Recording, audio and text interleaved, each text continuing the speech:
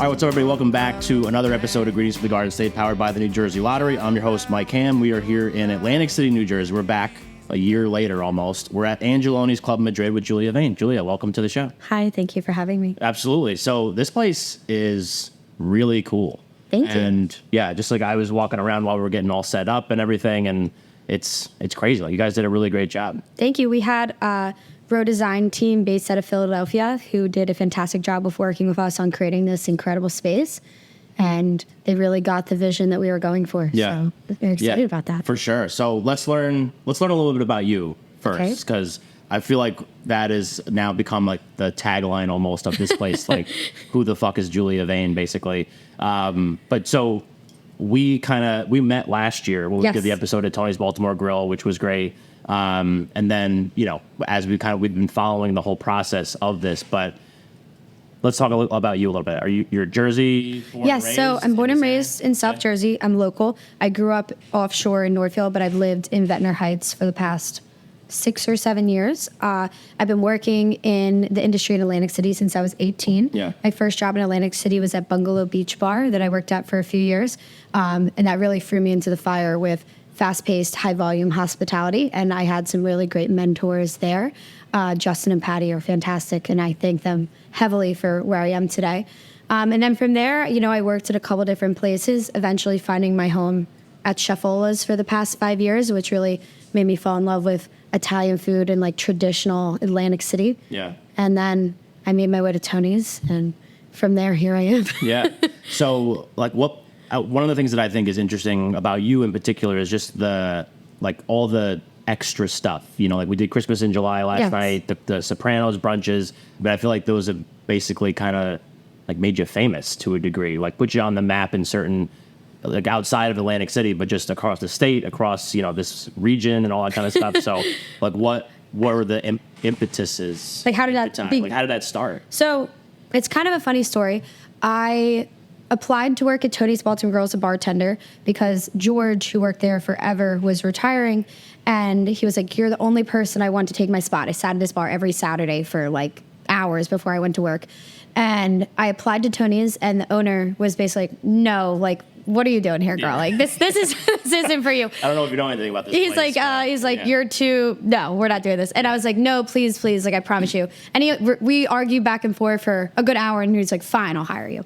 So Nino, the bartender at Tony's one day, really regrets this decision, but he was talking about how coming up was Christmas in July, and it's his favorite because he gets to sit on his Jeep on the beach and relax. Yeah. And I was like, "Oh, that's a great idea. Let's do a huge party at Tony's." So I asked the owner, and I was like, "Hey, like, I kind of want to do this event." And he's like, "I don't give a fuck. Do whatever you want." And he's like, I was like, "Sure." Perfect, yeah. I was like, "Perfect." So I took all of the 100-year-old Christmas decorations down from Tony's, decorated it for a night, and we had, for the first one 3 years ago, a line out the door of people from 10 p.m. till 3 o'clock in the morning. Yeah. And from there, we've done it every year. But after that summer of me working at Tony's, I realized, he was right, this place isn't for me. As much as I love it, I'm a patron. I'm not someone who is meant to be behind the bar there all the time. Yeah. So I did a Galentine's Day at my own home for my friends, and the owner of Tony's, again, saw it online, and he was like, "You should do a brunch here and cook and make some cocktails." And I was like, "Dude, like, I'm not a chef. Like, I like doing these things, but I don't know." And he was like, "No, trust me.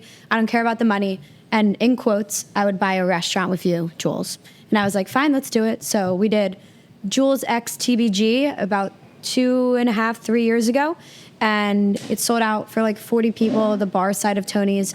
And from there, we kind of realized that the impact that these events have on the area and how fun it is to be able to be creative and curate everything from the music to the vibe to just the clients that we attract. Yeah.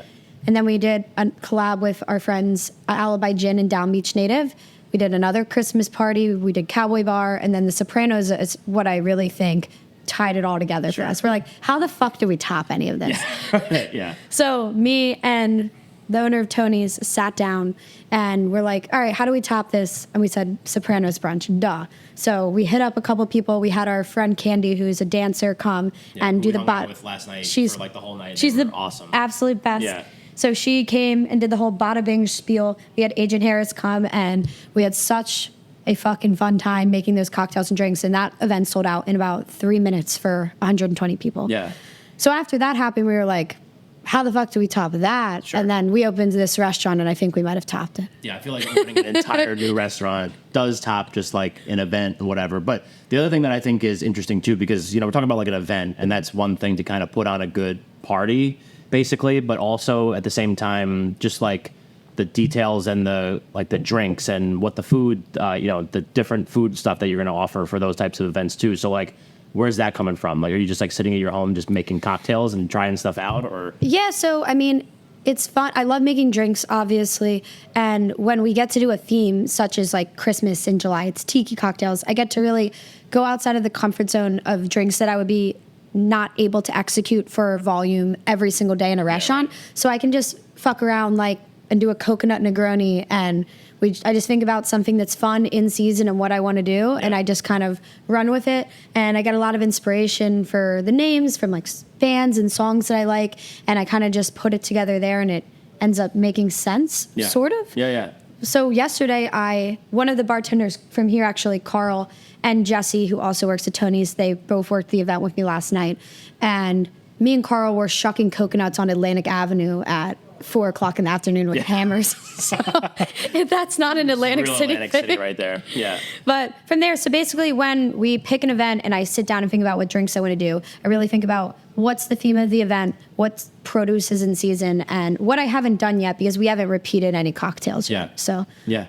that's basically it. No, that's cool. No, and then I hope people like them. Right. Christy had a couple last night, and she loved them. So that's great. Thank you. Yeah. So one of the things I also think is interesting kind of just about this whole story, and we're going to get into Angeloni's and all the stuff that's going on here in a second, is like, because you're a local, and one of the things that I've really come to appreciate about Atlantic City is like getting out of the casinos and seeing like what old school AC places are like, you know, like going to Doc's, going to Tony's. Absolutely. Places like that, you know, I think are what built Atlantic City, but then also at the same time, they're just kind of like these beacons of, you know, like what still could be in the area and stuff. So, and I know, just kind of like following you for the last year, is that you spend a lot of time at those places and kind of, you know, being part of that community, I think is like a really cool thing. I completely agree. The community, Doc's, Oyster House, Ducktown Tavern, Tony's, obviously, these are the places that I grew up going to and that all my friends work at and all my friends go to. The community of industry workers in Atlantic City is truly a family, as cheesy as it sounds, but everybody supports each other and looks out for each other. And if you don't work together with the people in your community, none of us will succeed. And I think that's what we really keened in on, especially when we went to look at the menu for Angeloni's. We really wanted to represent Ducktown as a whole, from the restaurants to the people. And in general, when I go out to a bar on my day off or after work, I'm going to the same places that come out and support me and Mike and the whole crew. So yeah, for sure. Hey, Mike. Hi. Hi. Yeah, so then, like, as we're talking about this and we're kind of going through this whole story, and, you know, you mentioned, like, the message was, I would buy a restaurant with you type of thing. Like, did you just think that, oh, just kind of, like, tongue-in-cheek, like, that'll never happen? I totally didn't think he was serious, but when we kept doubling down on it. I mean, we kept doing these events, and he kept being like, who is this bitch? Like, what? Excuse my language. It's okay. We've both said fuck already. Yeah. And it's a podcast. And it's a podcast about Jersey. So yeah, I can very much say fuck, right? Yeah, right. So he was like, I mean, when the owner said that to me, I didn't think he was serious. It's something I always saw myself doing eventually. I've always wanted to go to the next step, but I never thought in any magnitude I would be able to open a place like this with the team that I have. It's a complete honor, and I definitely thought he was fucking around. Yeah, right. Yeah, and when obviously he did, and you guys did, and then this process started of picking a place or finding a place was a place that you had on your radar. So kind of exactly what happened is him and his wife looked at this place when it sold. He took me. He's like, let's go to dinner in Philly. Let's talk some shit. And I was like, sure. Yeah. And he took me to this restaurant, Polizzi, for the first time that I was telling you about earlier. And it's like a no phones, no hats, no bullshit place, like members only. And we sat there. We had like a 5-hour dinner, and he told me about the spot and asked me if it's something I saw myself doing or being interested in. And I didn't even hesitate. Yeah. I didn't think about any future plans I had, anything I had in the past. I thought about how I could graciously leave the place that I was currently at and do it respectfully, but I was tunnel vision that this was meant for me. And I knew that this is the group of people that I wanted to work with for the rest of my life. And I also knew as soon as he asked me to do this, that this would not be our first and only restaurant that we opened together. So stay tuned. Oh, cool. So when you picked this place, basically, and obviously, when we'll get into a little bit of the history here in a second, but this place does have a lot of history in and of itself. Absolutely. And then when you're getting your own vision almost put together, did at any point you be like, let's just do something totally different? Or was there like a resolve to be like, we want to make sure that we're tying back into what makes this place special? So when the Club Madrid started in Philly in the 20s, they lost their Cabernet license and moved to Atlantic City.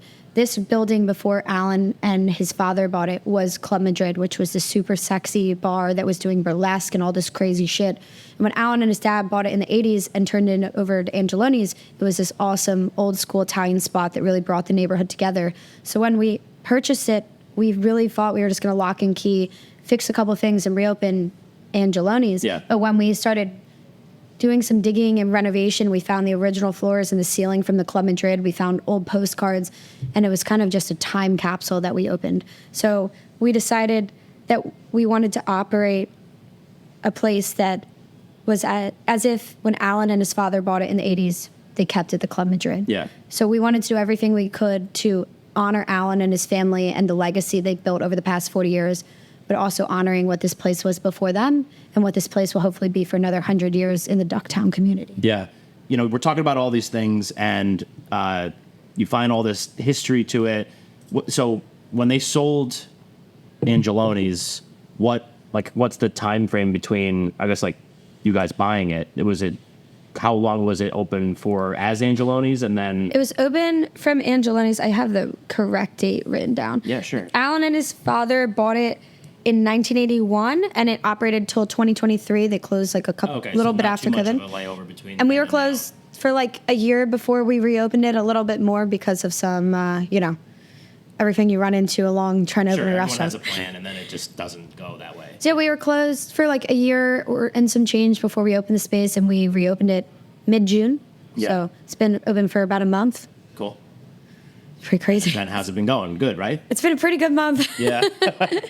We really didn't know what to expect. I mean, we knew that doing this much to this space would ruffle some feathers, but we have gotten 99% good feedback. Yeah. Even the people that come in and expect the old Angeloni's have really been giving us an opportunity and a chance, which is more than we could ask for. And of course, there's a couple people that come in here and they don't get what they wanted, and that's fine too, and they kind of just take it or leave it. But so far, the response has been more than we could have imagined, and the space people are receiving very well. I mean, look, you can't really walk into this space and be like, that place sucks. You have to at least appreciate what we did a little bit. I literally walked in, I texted Chrissy, I was like, this place is dope. And we're coming tonight for like 8:30 or whatever. So we're excited to check it out. So, and that the other question that I have too, and we'll take our break here in a second, but when you're finding all these things and like the postcards you're talking about and all that, and then basically getting yourself to a point where you're like, okay, we know we can tie in a lot of the history of both Club Madrid and Angeloni's. Were you like also doing like research on? Oh, absolutely. Like we have a whole team of people that helped us in this process. Our friend Zach and our friend Brett, they're the masterminds behind like finding all this old like art and architecture and like building plans. We went to the like library in Atlantic City and like dug up old records to we did our homework on this space. We didn't want to fuck around and be like, oh yeah, this is Club Madrid and not have anything to back it. We really thought about every detail, and we had a good team of people to help us kind of tie back the history of it for sure. Yeah. No, I love that. And it's good because to me, we're talking about like old Atlantic City and like all the spots that we've mentioned already. And then this place kind of in that whole, lexicon of history, a part of the Atlantic City history and being part of the community that exists around here and kind of helping push it up, basically. So, all right, let's take our break. Sick. And then we'll come back. We'll talk about what this is and all that. So this is the Greens with the Garden State podcast, powered by the New Jersey Lottery. I'm Mike Ham. We're here with Julia Vane at Angeloni's Club Madrid in Atlantic City, New Jersey. We'll be right back. The Mayo Performing Arts Center is the heart of arts and entertainment in Morristown, New Jersey. MPAC presents over 200 events annually and is home to an innovative children's arts education program. To see MPAC's upcoming schedule of world-class concerts, stand-up comedy, family shows, and more, head to mayoarts.org or just click the link in our show notes. Hey folks, I want to tell you about the crew over at Make Cool Shit. These are the magicians who recently gave our podcast a jaw-dropping makeover. You know how we roll here at Greetings with the Garden State podcast, right? We're all about that Garden State attitude. Well, Make Cool Shit shares that same vibe, and they've got something absolutely epic to offer. It's called the Unlimited Cool Shit Design Subscription. It's a game changer, my friends. Imagine this, unlimited creativity, one flat monthly fee, and none of that boring stuff. It's like having your very own army of design superheroes on speed dial. Whether you're a fresh-faced startup or a seasoned business looking to shake things up, the team at Make Cool Shit has got your back. It's all about making your brand sizzle, no matter where you are in your journey. So if you're ready to turn your ideas into mind-blowing realities, then it's time to connect with Make Cool Shit. Check them out on Instagram at WeMakeCoolShit or visit their website, WeMakeCoolShit.co. Remember, that's co, not com. All right, we're back. Segment 2 of this episode of Greetings with the Garden State, powered by the New Jersey Lottery. I'm Mike Ham. We're here at Angeloni's Club Madrid in Atlantic City, New Jersey with Julia Vane. So first segment, we learned who the fuck is Julia Vane. We learned a little bit of the history about Angeloni's and Club Madrid and kind of how you guys have basically put this together here. So I want to learn a little bit about, because like right now we got like a martini here and gummy worms. Something like that, yeah. So it's girl dinner. Okay, this is girl dinner. So can you talk to us about what this is? And then we'll kind of take it from there and get into like a little bit of the guest experience at Angeloni's Club Madrid. Good. So this is girl dinner.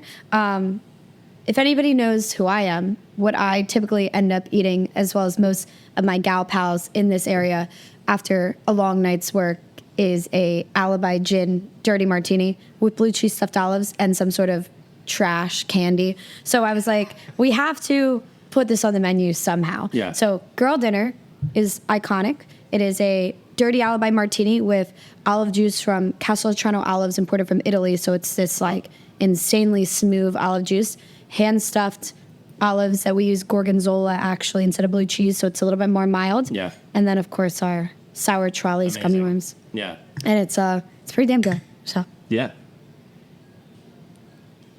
If I didn't say so myself.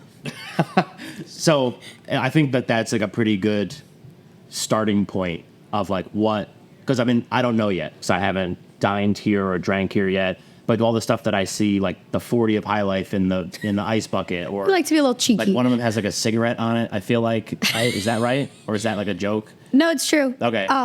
That one. So apparently, it's my friend Gab told me it's something called a brat girl summer. Okay. Allegedly, it's what the girls are saying these days, and it's like a green album that I don't want to butcher it, so no one kill me. But anyway, it's for the girls, and essentially, there's a song by this chick who put out this record, and one of the lyrics is, "I'm so Julia."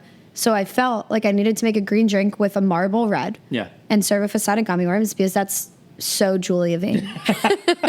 But side of gummy worms is like the ultimate topper of like all these things. As well as the marble red, for sure. But it plays well with each other. So we try to have fun here. Balance, you know? No one has the balls to serve a cocktail with a cigarette, at least around here. So we said, why the fuck not? Yeah. I don't know if we can, but if we can't, it's fake. You're right. It's not. It's not real. It's one of those cartoon or like those. It's like it's a funny cigarette. Yeah, right. Yeah, a funny cigarette. So I like the more we're talking about it. So when people come here, like, what if they can't already get it by the cocktails and stuff that you have on the menu for there?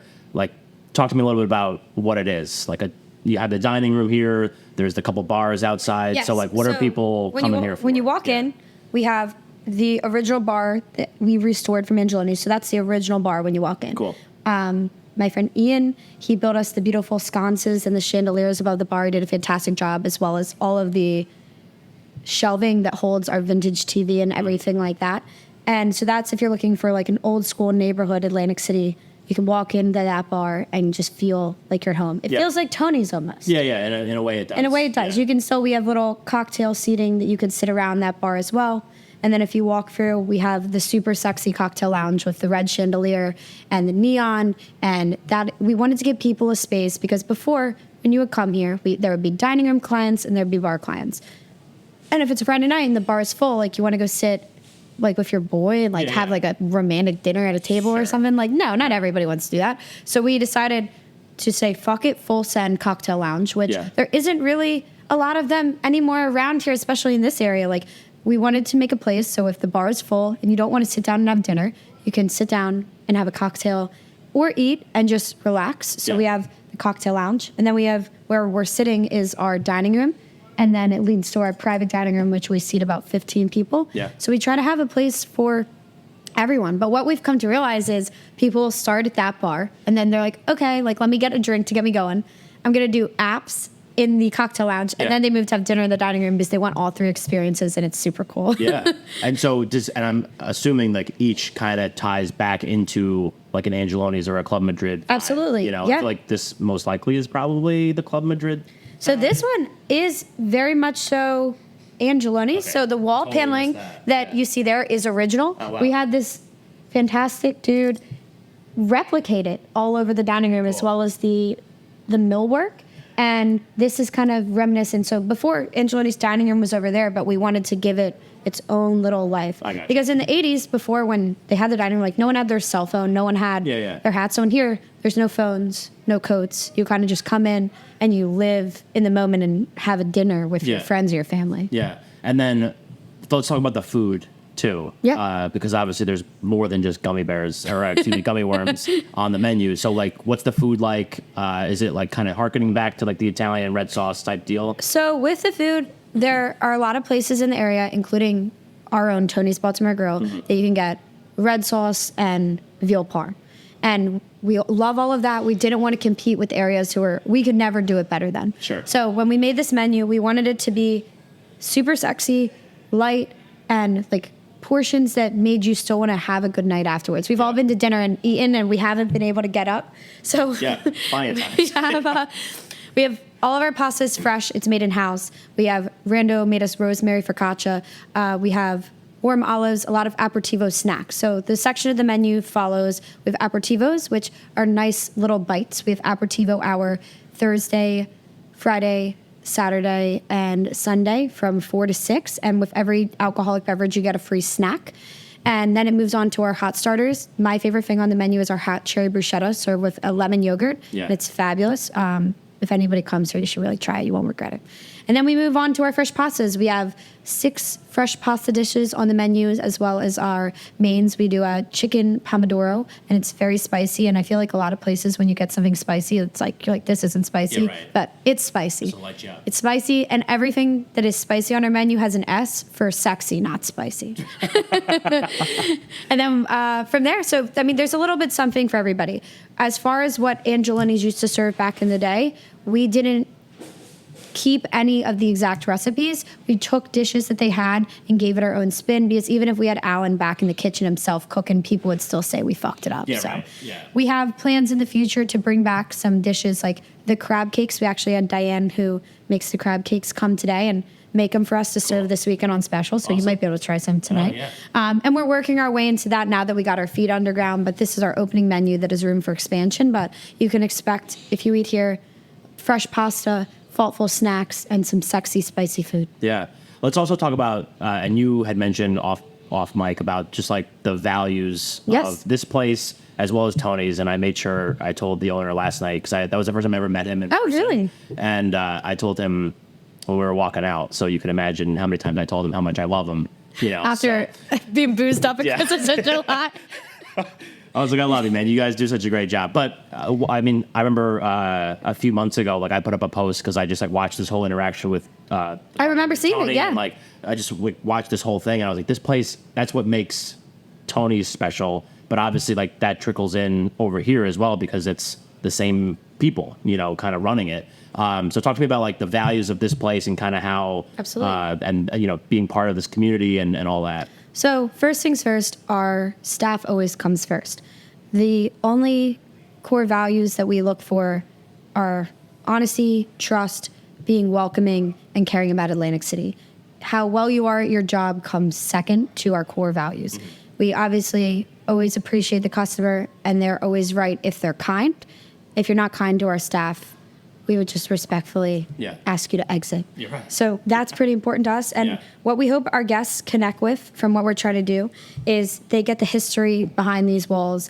And we basically tried to give people that experienced Atlantic City in the high life of the 80s another go at reliving it. Yeah. And people like me, who was born in 1998, who didn't get to experience that, a chance to really relive Atlantic City in its prime for the first time. Yeah, absolutely. So that's what we were trying to do. And I feel like so far, I mean, we've had people come in that are my parents' age and be like partying till 2 a.m. with our DJ. And we've had people in their 20s just like being like, holy fucking shit. Like, is this what it was like in the 80s? Yeah. And I'm like, I think so. That's what they're telling me.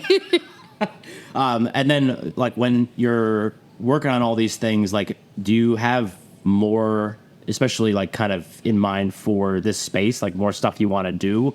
Or is it, like, because you have... As far as renovation? Or? No, just, like, I don't know. We talked about the events at Tony's. Oh, yes. Doing stuff like that. Here, we do have a lot of fun things planned. It's kind of cool because at Tony's, we have events like Christmas in July and our Halloween event that we've done yearly for the past couple of years. So we have a chance to do a new line of hopefully yearly lifetime events here. Yeah. We already have been in talks of some cool shit for New Year's Eve and stuff like that, and some really cool collaborations for brunch with some of our friends that I can't name any names yet. But we do have plans ahead to do more collaborations here and more events that just fit the vibe differently than they do at Tony's. And we'll still continue to do our pop-ups at Tony's, our brunches, our Christmas in July's, because we want to show both places all the love. And eventually we'll do Tony's X Angeloni's, and that will be the coolest one. Sure. Yeah, like a mashup. So also, we talked about this a little bit, and you kind of mentioned a couple things that I feel like if people aren't super familiar with at the Atlantic City community as far as like businesses and all that kind of stuff that you guys work with. So like Alibi and Rando and like all these places that are pretty local to the area, right? So a couple of our faves. So anytime that I ever do an event, Amanda and Sean own the Seed. And I went through that first time a couple months ago, and I was like, this place is, can't believe it's been hiding it on me. They're fantastic. They make great beer. And I always, anytime I have an event, me and Tony's, they make us a beer for us. We actually have a custom beer that they made for us here called Carrying On Tradition, and it's our house IPA. We're the only one that has it. We have custom cans of them, and it was a really special project to do. And Alibi Gin, John Finger and Brian Ireland are two very good friends of mine. They are local Atlantic City bartenders. They created a gin company called Alibi Gin that you will see a few times on our cocktail menu here. Yeah. And, of course, in any event that we do over Atlantic City, and they're fabulous. Rando's Bakery makes our bread for here and for Tony's Pizza Dough as well. And everything else as far as, like, our menu here, we have a White House chopped salad that is similar to a White House sub you would get over there. We have a Satara-style eggplant dish that is French Afghani themed from the restaurant that opened up across the street, and Pancho-style chicharrones. So we tried, and Barbera's seafood stew. So with our food, we tried to show some love to all of the places in Ducktown that have been around. Half of these places have been over 50, 60 years to 100 years. To find me anywhere in the country that you're on a block of people that have been here for that long. It's crazy. It is crazy. And like in some cases, like over 100 years in like a couple. Yeah, it's wild. Yeah, and we have the Doherty, which is our caviar martini to pay some respects to the OG best happy hour in Atlantic City, Doc's Oyster House. Sure. I frequent there maybe too often, but I had to show them some love there because they always show us so much love. And then we have a couple cocktails named after people from the community.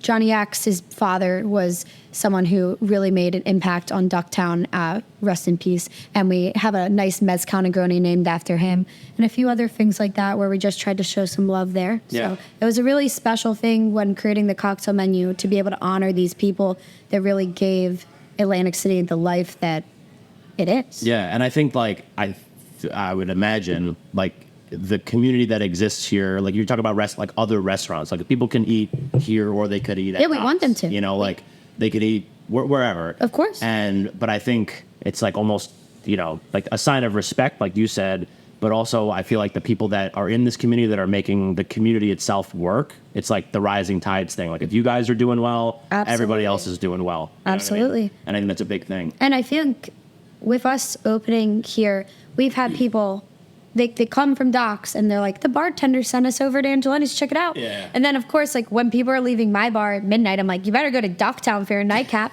And the same thing, if someone comes in here to get happy hour, I'm like, go to Docks for dinner, go to Poncho's. You always want to spread the love around because these are the people when we don't, in the off season, that are going to be coming. Yeah. And we're going to pay each other's bills. Yeah. So. Hey, you want to come say hi? What's up? What's up, dude? Are you live? Oh, yeah. We're rocking and rolling. Nice. We're almost done, though. All right, I'll just say hi. A throwback. Enjoy. But anywho, Yeah. so yeah, that's basically, Yeah. that's the vibe. Right. We fuck with everybody around here for sure. Exactly, as you could see. So I also, the last thing that I do want to talk about, and I can't believe we haven't mentioned this already, but you could have a membership. Oh, yes. I forgot about that. We totally forgot. So can you talk, I mean, I feel like it's like a little bit secretive. Not secretive, but As far as the memberships go, if you would like to apply for one, you can go to clubmadridac.com and figure out how to use that fun website and apply for a membership. And then after your application, you'll receive an email that essentially tells you the perks and benefits. And if you are approved, you can purchase one. But essentially what we wanted to do as far as the memberships is, in this area, a lot of places that are established have the ability to take care of the clients that have supported them throughout the years. Yeah. We are starting fresh and anew, and we wanted to give priority access to the people that support us from the beginning. This membership allows us to gather info on the clients that come in here before they walk in the door. We know what they like to drink. They know when their kid's birthday is.